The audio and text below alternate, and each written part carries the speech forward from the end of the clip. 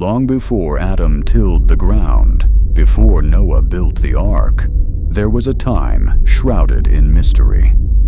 The Bible gives us glimpses of a world that existed before human history began, a prehistoric world where the heavens and the earth were formed, where angels sang for joy, and where a cosmic rebellion changed everything. Today, we're going to travel back to that forgotten time, before the first page of Genesis as we know it. In the very first verse of Genesis, we read, "In the beginning, God created the heavens and the earth." This is not just the beginning of the Bible, it is the beginning of everything. The phrase, "in the beginning," refers to the start of time itself, the instant when God spoke, and matter, energy, space, and time came into existence. The Bible doesn't tell us how long ago this was. Some take a young Earth view, believing this happened only a few thousand years ago. Others hold an old Earth perspective, suggesting the universe could be billions of years old. Regardless of which view you take, the key truth is this: before there was anything, no stars, no planets, no life, there was God, eternal and unchanging. This was the dawn of all creation, a moment so vast and awe-inspiring that even the most advanced telescopes can only glimpse the echoes of it in the farthest reaches of the cosmos. Genesis 1:2 tells us, "Now the earth was formless and empty. Darkness was over the surface of the deep, and the Spirit of God was hovering over the waters." In Hebrew, the words tohu vabohu describe something formless, chaotic, and uninhabited. Some Bible students believe this verse describes the earth in its raw, unshaped state, a world still waiting for God's order and purpose. Others see it as the result of some kind of catastrophe, possibly linked to a rebellion in the spiritual realm. And here's where things get fascinating. Could there have been life on Earth long before Adam? Fossil records show dinosaurs, massive forests, and ancient seas that existed long before humanity. While the Bible doesn't go into detail, some scholars believe that Genesis 1:2 could represent a gap, an undefined span of time between God's initial creation in verse 1 and the 6 days of ordering creation that follow. Before the first human took a breath, the Bible tells us there was another creation, a spiritual one. Job 38:4-7 records, God asking Job, "Where were you when I laid the earth's foundation, while the morning stars sang together and all the angels shouted for joy?"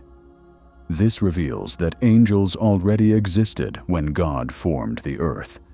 Imagine that, a heavenly audience watching as continents rose from the seas and mountains touched the clouds. These beings, created for worship and service, witnessed the beauty of a brand new world. Some believe the prehistoric period was marked not only by physical creation, but also by an age in which these spiritual beings carried out God's will in perfect harmony, at least for a time. But harmony in heaven did not last forever. The Bible hints at a great rebellion led by a mighty being often identified as Lucifer, Isaiah 14:12-15, and Ezekiel 28:12-17 describe one who was full of beauty and wisdom, but who became proud, seeking to exalt himself above God. This act of pride and defiance led to his downfall. Revelation 12 speaks of a war in heaven and of Satan being cast down to the earth, taking a third of the angels with him. Some theologians propose that this rebellion could be linked to the chaos and darkness described in Genesis 1:2. If true, it means the earth may have experienced a spiritual and physical upheaval before God began the work of shaping it for mankind. Then came what we call the 6 days of creation in Genesis 1. God spoke light into existence, separated the waters, formed dry land, and filled the planet with plants, animals, and eventually mankind. Whether you understand these days as literal 24-hour periods or symbolic of longer eras, the emphasis is the same. God was preparing a perfect home for His most precious creation, humanity. The earth was not the result of random chance, but the product of deliberate design and loving intention. Everything, from the warmth of the sun to the balance of oxygen in the air, was tailored for human life. Why should prehistoric Bible history matter to us today? First, it reminds us that God's story didn't begin with us, and it doesn't end with us. There's a much bigger picture, a cosmic plan spanning eternity. Second, it shows us that both the physical and spiritual realms are part of that story. The Bible isn't just about human events. It's about a creator who rules over all creation, seen and unseen.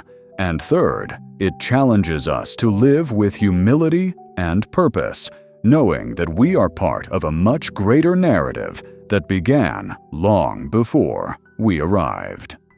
If you enjoyed this journey into prehistoric Bible history, make sure to like, share, and subscribe for more.